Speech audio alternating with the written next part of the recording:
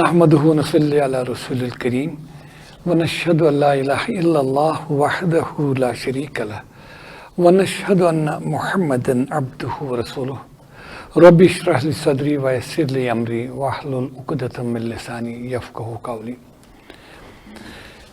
Respected viewers and listeners, Assalamu alaikum wa rahmatullahi wa barakatuh.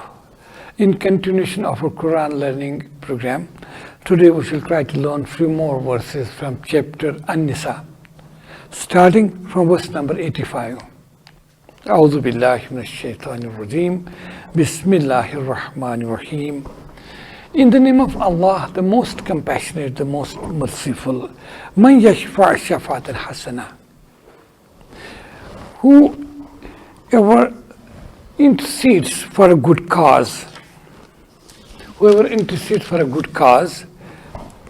يَكُنْ لَهُ نَصِيبٌ مِنْهَا, he'll have a portion out of it. وَمَنْ يَشْفَعْ شَفَاعَةً سَيِّئَةً, and whoever intercedes for an evil cause, يَكُنْ لَهُ كِفْلٌ مِنْهَا, he shall have to bear the burden of that. وَكَانَ اللَّهُ عَلَى كُلِّ شَيْءٍ مُقِيتًا, and Allah is controller or keeper over everything. وَإِذَا حُيِّيتُمْ بِالتَّحِيَّةٍ, when you believers, when you are greeted with greetings, فَحَيُّوا بِأَحْسَنِ مِنْهَا, you return the greetings in a better way than that. أَوْ رُدُّوهَا, or at least return the same greetings. إِنَّ اللَّهَ كَانَ عَلَى كُلِّ شَيْءٍ حَسِيبًا, verily Allah is a reckoner of everything, and He takes into account everything. Allah is La ilaha illa, there is none worthy of worship illahu except Him.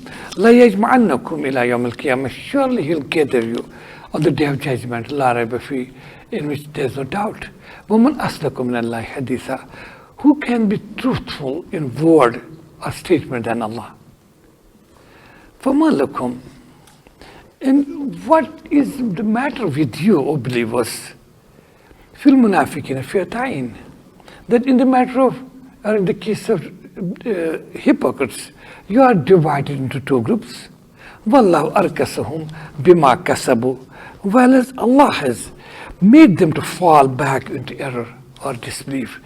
Bima kasabu, due to their own earnings and doings. Aturiduna, do you intend an tahdu, to guide man adallah, whom Allah is allowed to go astray? Whom Allah allows to go astray, فَلَنْ تَجِدَ لَهُ سَبِيلًا, you shall not find any way for him. صدق الله العظيم. Starting from verse number 85, chapter An-Nisa. Bismillahir Rahmanir Rahim. مَنْ يَشْفَعْ شَفَاعَةً حَسَنًا, who intercedes, whoever intercedes for a good cause, يَكُنْ لَهُ نَصِيبٌ مِنْهَا, he shall have or will get a portion from it. That means anybody who encourages others to do some good or persuades others to do some good work. He encourages them for going for worship, go for charity, go for some good cause in one way or the other. Since he's the persuader, the person who does the good work shall get the full reward, but the person who persuades or who intercedes, who recommends and encourages others to do good,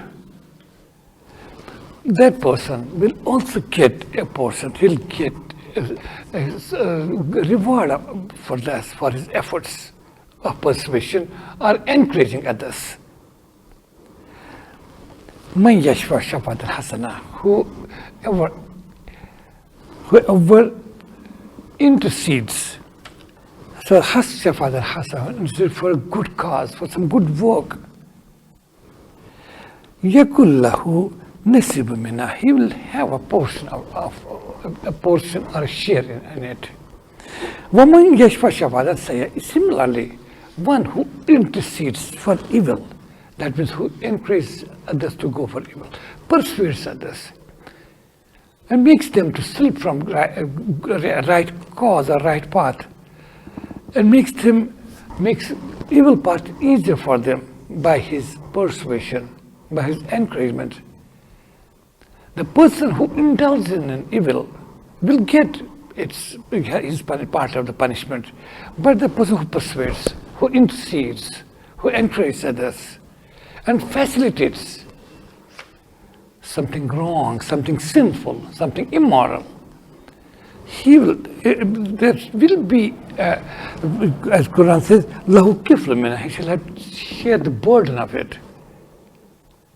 That's what on the basis of this we know that a believer is one who himself does good and then asks others to do in a loving and affectionate manner, and makes them understand the fruits of good deeds, and tries to make the path of piety and righteousness easy for others by making them understand how good it is as far as the reward and pleasure of Allah is concerned. Such persuasion shall not go waste, but it will be duly rewarded by Allah. Similarly, a believer is expected not to persuade others, not to intercede, not to encourage others for anything bad, for anything evil or immoral. Because the person who indulges in the immorality, in that evil deeds, will be real responsible for that. But the persuader or who encourages will get a part of punishment that will be upon his shoulders, the burden of that, because he was responsible for this. وَكَانَ اللَّهُ عَلَىٰ كُلِّ شَيْءٍ مُقِيتًا, and Allah is keeper and controller of all the things. وَإِذَا حُيِّيتُمْ بِتَحِيَّةٍ, so these are the ethics taught by Quran from time to time. وَإِذَا حُيِّيتُمْ بِتَحِيَّةٍ, when you are greeted, O believers, when you are greeted by some good greetings, as we say, Islamic greeting is something special. It's incomparable. We see it, greetings in different religions, in different social systems. We see the Europeans, Christians, Americans, greeting is good morning. Now it has shortened, it got shortened. Some people say just morning, or at the most good morning. No doubt, it's a good word, nothing bad in it. Similarly, in other religious groups all over the world, there are greetings in one way or the other. Imagine, now compare it with the Islamic greetings. Assalamu alaikum wa rahmatullahi wa barakatuh, or at the shortened form, Assalamu alaikum. Let peace wa rahmat and blessings of Allah be upon you, not only upon you, but upon your family and all the others. So this is a message of peace. This is a message of love and affection which binds people together. Perfectly meaningful. A prayer, not only for the person to whom you are saluting, you are offering your salutations, but all people around him, his family and other associates. We are praying for their betterment also. When you say, Assalamu alaikum wa rahmatullahi wa barakatuh. But unfortunately, most of us ourselves don't understand its true meanings. But we have made this salutation also just a formality. It's not a formality. It's a message. It's a prayer. And it's a message of peace and affection which should bind the whole community together, rather whole humanity together, by offering salute. Assalamu alaikum wa rahmatullah. May Allah's blessings. Assalamu alaikum. His peace, wa rahmah, and blessings upon you all. So that means, since Islam stands for peace, even this Islamic salutation gives a message of peace for others. Assalamu alaikum wa rahmatullah. So it is to be returned with due attention, with due care, and with due regards. When the person who receives the salutation, as Quran advises here, وَإِذَا حُيِّيتُمْ بِتَحِيَّةٍ, when you are greeted with greetings, فَحَيُّوا بِأَحْسَنٍ مِنْهَا, you return the greetings in a better way than that. Like somebody tells you, Assalamu alaikum, I'm expected to say, Wa alaikum assalam wa rahmatullah. It is in a better way. Or somebody offers salutation to me by saying, Assalamu alaikum wa rahmatullah. It's better that I return in a good manner, in a better manner, by saying, Wa alaikum assalam, upon you too, peace and blessings and mercies of Allah. Wa alaikum assalam wa rahmatullahi wa barakatuh. But if somebody offers salutations in full way, Assalamu alaikum wa rahmatullahi wa barakatuh, then I shall have to return it in the same words. For you peace too, for you, let you be under the mercy of Allah and His blessings be upon you all, not only you in person, but everybody. So this is the ethics, these are the moral standards set by Quran. وَإِذَا حُيِّيتُمْ بِتَحِيَّةٍ, O believers, when you are offered salutations, فَحَيُّوا بِأَحْسَنٍ مِنْهَا, you return those greetings in a better than that manner. أَوْ رُدُّوهَا, or at least in the same words, to that same extent that you have been offered the salutations. Inna Allah kana ala kulli shayin hasiba. Surely Allah is a reckoner of everything. That Allah takes into account everything, every bit of it. Nothing will go waste, oh believers. Whatever you do, whether it's of the weight of an atom, a minor good deed will not go waste. It will be accordingly rewarded. It is recorded, and since it is recorded, it will be accordingly rewarded also. Allah is La ilaha illahu. There is none worthy of worship except Him. That He is only worthy of worship. La yajma'annakum ila yawm al-qiyamah. Surely He'll gather you on the day of judgment. La rayba fi, in which there is no doubt. So this verse explains the basics of faith. Base of faith is, as propounded by Quran, that's Islam. The faith of all the prophets, right from Adam down to Muhammad, peace be on him, was that, as we see in Quran also, that every prophet who came to this world, who was appointed, who was assigned the job of conveying divine message, which they used to receive through revelations from Allah the Almighty, basis was to believe in one God as creator, the Lord, nourisher, cherisher, and to submit and surrender before Him alone. Because He's the creator, rest everything creation. So this is as this was also expressed. Allah, remember always, Allah is La ilaha. There is no deity, there is no one worthy of worship, illahu except Him. So this is the basis of faith, right? Belief in one omnipotent, omniscient, all-powerful Lord, nourisher, cherisher, creator, destroyer, resurrector, one God, none other than. So He should be worshipped. Then the second base of Islam is the concept of life hereafter. That this life, of this worldly life, is a short spanner. It's just a test for you. The real life starts with death. When you enter the corridor, that is barzakh, and you shall be resurrected on the day of judgment. And then you shall be put to account. That's the concept of the life hereafter. La yajma'annakum ila yawm al-qiyamah. Surely, O people, you will be gathered on the day of judgment.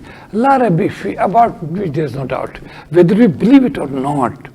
But the day is going to come when after death, all of you will be gathered. All of you will be firstly resurrected, brought back to life. Then they will be gathered on the day of great assembly, what we call Yom Mahshar. The day of great assembly will be gathered. So this is true. وَمَنْ أَصْدَقُ مِنَ اللَّهِ حَدِيثًا. Who can be truer in word, who could be more truthful in word than Allah? So this is Allah laying the foundations of faith. Faith of Islam, inna dina indallah Islam. This has been the faith of all the prophets. So that this Islam, belief in one God and life hereafter, and belief in the person who conveys this message to you. This message didn't come individually to all the humans. These messages were conveyed through revelation to messengers and prophets. They conveyed it to the masses around. So the belief in them is automatically within it. So this makes the faith of Islam complete, philosophical base of Islam. Belief in one God as Lord, creator and sustainer. And number two, belief in the person who conveys this message to you, because he's not saying anything of his own. He's receiving it as a messenger from Allah the Almighty. So we have to trust him. That's how we can be. So it is automatically included in this. And third is, La yajma'annakum ila yawm al-qiyamah, that surely you will be gathered on the day of judgment. La rayba fihi, in which there is no doubt. وَمَنْ أَصْدَقُ مِنَ اللَّهِ حَدِيثًا. Who can be true to his word? Who can be truthful? Whose word can be truthful than the statement of Allah as he explains it? And then Quran talks about hypocrites. فَمَا لَكُمْ, addressing the believers, Quran says, فَمَا لَكُمْ فِي الْمُنَافِقِينَ فِئَتَيْنِ. O believers, what's the matter with you? That you are divided into two groups. You are divided into two groups regarding these hypocrites. Because there are some believers. Believers were sincere believers. They were embodiment of love and affection. There was no hatred in their hearts, in their minds about anyone. Even hatred was not about their enemies, about their sworn enemies. Because true believer is an embodiment of peace, embodiment of love and affection. He's a well-wisher of everybody. Even he's well-wisher of his enemies. As Prophet, peace upon him, was well-wisher of all. Wasn't it routine with the Prophet that he used to pray for the hidayah of his enemies, sworn enemies? But Abu Jahl used to pray, Allah, make him to understand the message which I'm conveying to him. He used to pray for his uncle, that's one of the all-time greatest enemies of Prophet, Abu Lahab, and likewise others. So believer is an embodiment of love, affection, peace. He's a well-wisher of one and all. So that since hypocrites, they were cunning people. They were cheats. They always try to deceive and cheat believers and everybody. They were time and again cheating. And they would consider believers as, God forbid, as fools. But they don't understand. That's why after the Battle of Uhud, when an army, 3,000, comprising 3,000 well-trained soldiers from Mecca, well-trained, well-equipped, with all the armaments, well-organized, and with all the supply lines, with all financial backings, they were marching ahead towards Medina to overrun Medina once for all, finish Islam. The news reached Medina. The Prophet, peace upon him, was really worried. The due consultations with his close associates, with close companions, it was finally decided that we shall not stay back in Medina and we shall not will not give a psychological advantage to our enemies. And we will not allow them to enter the premises of Medina. We shall come out to defend our territory. And it was finally, though there were some voices, some people suggested that we should remain in Medina and then defend. But finally it was decided with consensus. And the Prophet, peace upon him, and the army, he could gather only 1,000 people. Well, weak, physically weak, financially crippled,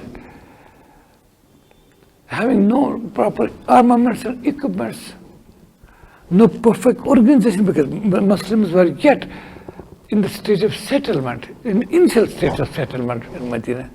They were not economically well off. Even at that time, at the 11th hour, says hypocrites, They were impotents. They withdrew at the last moment and on basis of their leader, Abdullah bin Ubay, and 300 of them they withdrew, and then only 700 were left. That was the terrible shock for all the believing army. Prophet peace upon him was also surprised to see all this what's happening. That reduced the Muslim armed forces to less than 1/4 as against their well-equipped, well-organized Meccan enemies. But still, after that, the Muslims suffered some setbacks in Battle of Uhud. But still, the Muslims they had some good. They didn't have any hatred against hypocrites. They thought maybe they'll come back. Maybe they understand the message. So there were some people thought that they are the cheats. They have deceived us. They have tried to cheat our beloved Prophet, peace upon him, and that was the 11th hour. So there was some difference of opinion, but not that difference of opinion was based on sincerity. There was no dispute, no infighting regarding it, but there were two opinions. That's Quran talks about in this verse. And some commentators suggest that it was regarding that some people, some hypocrites, they came from Mecca to Medina and then presented themselves, pretending to be Muslims, and got good encouragement from the believers in Medina, and then they left for their home back to Makkah with this promise that they'll just check how their families are and they'll return with their families back to Medina. But once they went there, they didn't return. So there was some difference of how they should be treated. It is like that. In such circumstances, Allah subhanahu wa ta'ala addresses believers. What's the matter with you? What's the problem with you? Fil munafiqina fi'atayn. About hypocrites, you are divided into two groups, two opinions you have. وَاللَّهُ أَرْكَسَهُمْ بِمَا كَسَبُوا. Whereas Allah has made them to fall back into error and disbelief. بِمَا كَسَبُوا, due to their own earnings. Our beliefs are still divided apart their fate. How should we behave with them? How should we tackle these hypocrites? Wallahu arkasahum bima kasabu. Whereas Allah has made them to fall back into error and disbelief bima kasabu, due to their own earnings. Aturiduna, O believers, do you wish an tahdu man adallah, to guide whom Allah has left to go astray? That means with their rejection of faith, rejection of the message of Prophet Muhammad, peace be upon him, they adopted the path of error. Do you desire or wish that you can set them right? وَمَنْ يُضِلِ اللَّهُ, because according to divine law, whom Allah allows to go astray, فَلَنْ تَجِدَ اللَّهُ سَبِيلًا, you cannot find any way for them. You cannot find any way for them, any way of guidance for them, because they have themselves chosen, rejecting the path of piety and righteousness, path of Allah. They have rejected, adopted path of error, path of Satan, path of distraction, path of humiliation, and path of disgrace. How come you can, whom Allah allows to go astray?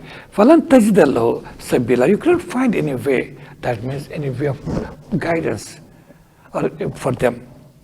Vadu, Quran then says in verse number 89, we continue this, just another verse. Vadu law takfuruna. They wish, that means these hypocrites, their wish, their desires, their intentions are, law takfuruna, that, O believers, you too should disbelieve. Kama kafaru, as they have disbelieved. Because hypocrites are basically disbelievers. Because it is just by their verbal declaration they pretend to be Muslims. They declare Shahada, they declare affiliation with the Muslim mainstream, they declare their connection with Prophet, peace, with their tongues. But the fact is that in their hearts is jealousy, enmity, and hatred. So they are not believers, they are in fact disbelievers. And worse than them, they are disbelievers, but simultaneously they are cheats also. Their intention, they were working within. Their agenda was, one point agenda was to put all the efforts so that Islam collapses from within.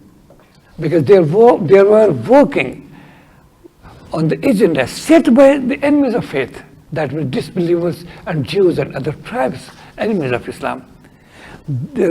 All they worked for, these hypocrites, was to, as Quran explains it, what do they intend, they wish.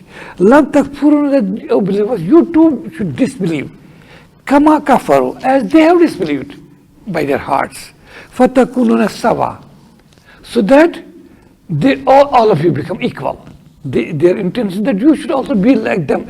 You turn opportunists, to turn, God forbid, cheats, to become disbelievers, to become enemies of faith. That's their intention. That is the agenda they are working for. So beware. So be well aware about their efforts or all what they are doing. Vadu, they wish, they intend, love takfuruna, that, O believers, you too should disbelieve, kama takfurun, as they have disbelieved. Fatakununa sawa, so that you become all at par, all the same. But you should not fall in that trap of this. They'll come to you with sweet tongues, just try to influence, oppose themselves to be your well-wishers. But they are not. They are your enemies. Their intention is only love takfur, that you too should disbelieve, kama kafur, as they have disbelieved, fatakununa sawa, so that they all of you become the same. فَلَا تَتَّخِذُوا مِنْهُ أَوْلِيَاءَ. So, O believers, be cautious about it. وَلَا تَتَّخِذُوا مِنْهُ أَوْلِيَاءَ. Don't take allies and friends from amongst them. They'll pretend to be your friends, and they try to influence you by their sweet talks, but don't take them friends as friends. حَتَّى يُحَاجِرُوا فِي سَبِيلِ اللَّهِ, till they also immigrate in the path of Allah. As I told you, one of the explanations of this verse is that some hypocrites from Makkah came to Medina, just they pretend to be Muslims, and they got some good help also from Muslims, but they were agents of disbelievers, and they, with this promise that they will go to Mecca and bring their families also come back to Medina, they didn't come. They went back with all the funds which were raised for them by Prophet, peace be upon him, and his companions. But they were cheats. They went to Makkah but didn't return. They stayed back. They were cheats. They were hypocrites. About them it is said, فَلَا تَتَّخِذُوا مِنْ أَوْلِيَاءَ. Don't take friends and allies from amongst them. حَتَّى يُحَاجِرُوا فِي سَبِيلِ اللَّهِ. Until they also immigrate, as you have left everything behind and migrated for in the cause of Allah. فَإِن تَوَلَّوْا. But if they turn away, that means if they don't fall in line, if they go against you, فَخُذُهُمْ, then their fate cannot be anything different than the fate of your enemy with whom you are at war. Because, at that time, Makkah and Medina was at war. On one hand, Muslims, true believers of faith, as the defenders of faith, not offenders, defenders of it. And they were at the receiving end. And Makkans had declared a war, open war against them, using all their might and main, all their strategies, all their plannings, together with gathering support from people around. So they were at war. When these hypocrites returned to Makkah, didn't come back and stayed back, that means they, in fact, were part of that paganism. They were their friends and allies. So how come they can belong to you, O believers? So if they turn away, if they don't prove their faith by immigrating from Makkah back to Medina, then they are at war against you as the rest of the Meccans, pagans, infidels, idolaters. For Khuzum, then catch them, seize them, waqtuluhum, kill them, wherever you find them, because they are their enemies. They have declared war. Fate of enemy can be nothing but to confront them and teach them a lesson. And that war, incidentally, was not started by Muslims of Medina. Their war was declared unilaterally by Meccans, who invaded time and again Medina. We know that Badr, what was it? Wasn't Badr an invasion? As I told you, on the basis of, as rightly explained by one of the great rewards of 20th century, that is Lord Hadley Al-Farouk from Britain. Lord Hadley was his name, then he adopted the name Al-Farouk. Lord Hadley Al-Farouk, I told you, I explained to you, while explaining verse number 190 of Al-Baqarah, he says that merely on the basis of geographical location we can find who was the aggressor or who were the defenders. Take Badr. Badr is just 30-40 miles from Mecca, from Medina, sorry, whereas it is around 300 kilometers, 300 miles or more from Medina. So who were the invaders? Meccans. And what about second war, Uhud, which was fought in the close vicinity of Medina? The mount of Uhud is just 4 miles from Medina. So imagine, it was just 4 miles from Medina, while it is around 250 miles or more, about 300 miles from Mecca. So who were the invaders? And about third war, they need not even explain to that. That is the Battle of Confederates, Ghazwa Azab, or what we call also Battle of Trench. When all the Meccans together, they get their support, active support from other infidel tribes, and then also influenced Jewish tribes. They encircled Medina, and their intention was to enter Medina and finish Islam. So who were the aggressors and who were the defenders? How Islamic war is always defensive, not offensive. So that's what, when they are at war, that means their fate. When anybody joins your enemies, he stays with them. He cuts connections with you. That means they are also enemies. Their fate cannot be anything but the same as your enemies. O believers, don't take friends from them, amongst them. That's hypocrites. Until they immigrate in the cause of Allah. But if they turn away, seize them, kill them. Yes, they are your enemies. Wherever you find them, because they are at war. They have declared war, not you. Now you have every right to defend and teach your enemies a lesson. And do not take from them, amongst them, your friends, your allies, or your helpers. They pretend to be that, but they are not. Neither are they your friends, nor are they your allies, nor are they genuine helpers. They are cheats. They are trying to deceive you.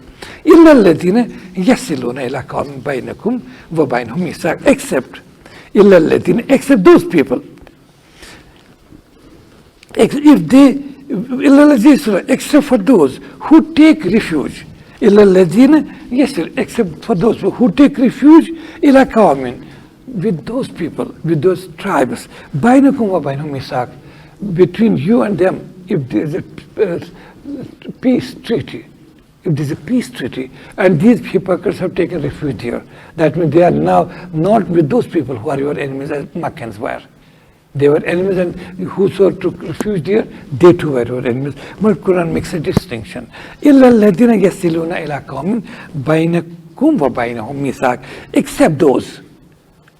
Except those who take refuge with those people or with those tribes, bainakum wa bainahum misaq, with whom, O believers, you have some peace treaties.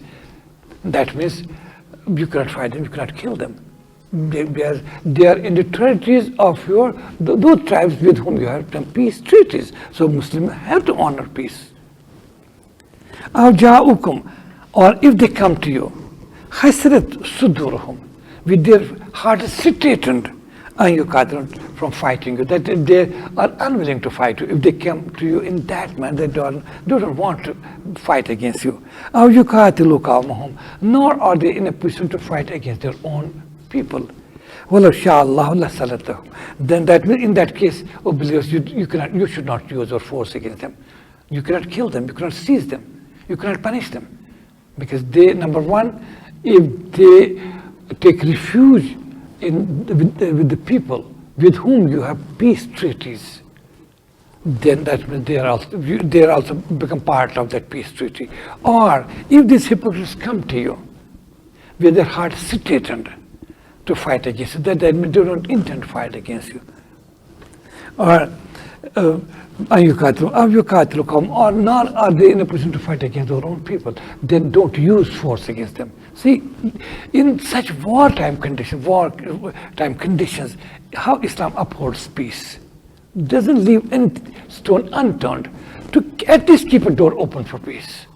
No, nothing, no bloodshed, no unnecessary use of force, except when the situation demands it. Well, inshallah, Quran gives a warning to believers. Don't use force against them, such people who come to you with their hearts straightened, they're not ready to fight, they don't want to fight you. Think that time. Well, inshallah, alaykum. If Allah is intended, He would have given them power over you, authority over you. And they would have fought against you. But if they withdraw from you, now if they are not fighting, they withdraw from you. فَلَمْ يُقَاتِلُوكُمْ, and they do not fight against you. وَأَلْقَوْا إِلَيْكُمُ السَّلَامَ, and if they offer peace to you, they are not ready to fight you, they offer peace. And firstly, if they withdraw from you, فَمَا جَعَلَ اللَّهُ لَكُمْ عَلَيْهِمْ سَبِيلًا, then Allah has not given you any way to fight against them, to kill them. Then you have to give them a chance for peace. Sadaqallahu al-Azim wa sadaqa rasuluhu an-Nabiyyul Kareem walhamdulillahi rabbil alameen.